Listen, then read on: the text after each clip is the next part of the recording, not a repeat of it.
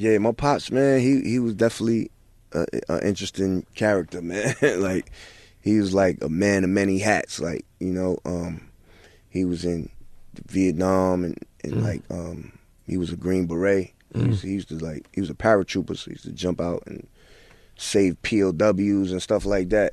And he had a dojo. He was a karate teacher. He had a dojo on Jamaica Avenue for many years after that.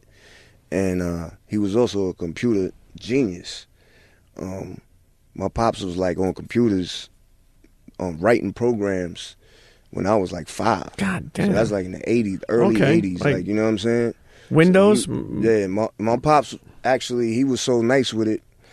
There was this school in Hempstead called TCI. And it was like, I forget what TCI means, but it's like some technology. Technical school, like, yeah. Yeah, something like that.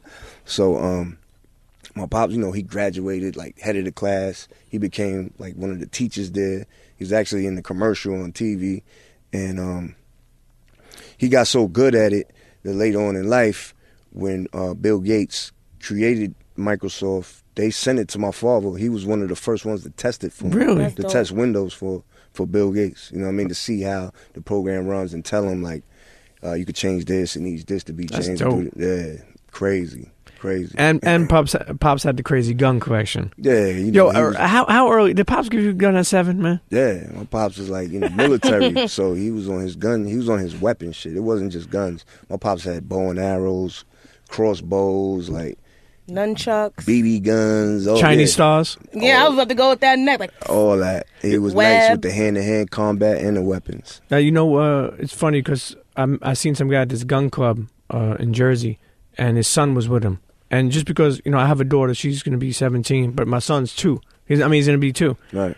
So I'm just thinking from a son's perspective, now that I get to live this life all over again with a son and grow up a son. And I was like, yo, he shoots with you? Right. And he's like, yeah. I was like, how old is he?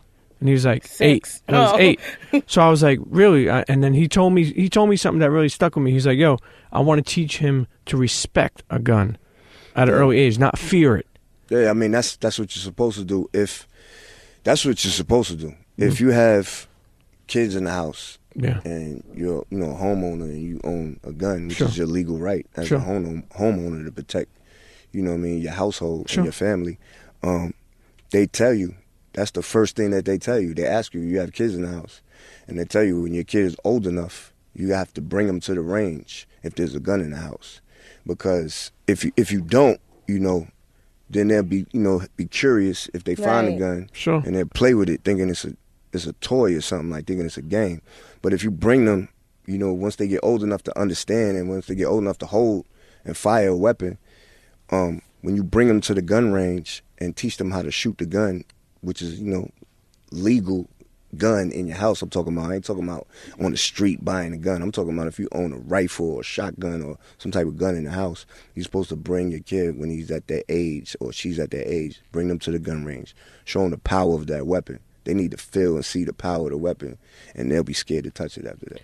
Yeah, I tell you, even thinking about growing up my daughter, and I know you have a teenage daughter. Or she's older than, how old is she now? My daughter's 17. 17, yeah. I remember speaking to Clark Kent, and when she was getting older, and I was like, yo, how do I speak about having sex? Like about just because I knew I had to have the conversation, but I was a little nervous.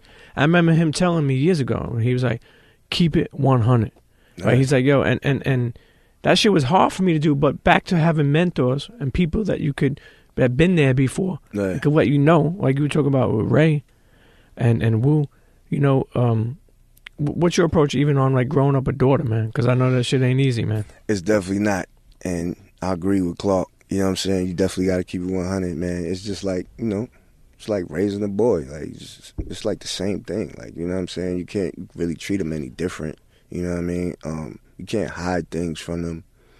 Just be real. Like, you know what I mean? Because if not, then you're going to bump into some trouble because they're going to sneak around. I mean, any kid, boy or girl, you know what I mean, is going to sneak around and do shit if you're not telling them, you know what I mean? And if they can't, if your daughter feels scared or if your son feels scared to talk to you about certain things, they're going to hide things from you. You know what I'm saying? So you want to have that open relationship where they're able to conversate with you and not be scared to talk to you about anything. Right. You know what I mean? Yeah. You told me that your daughter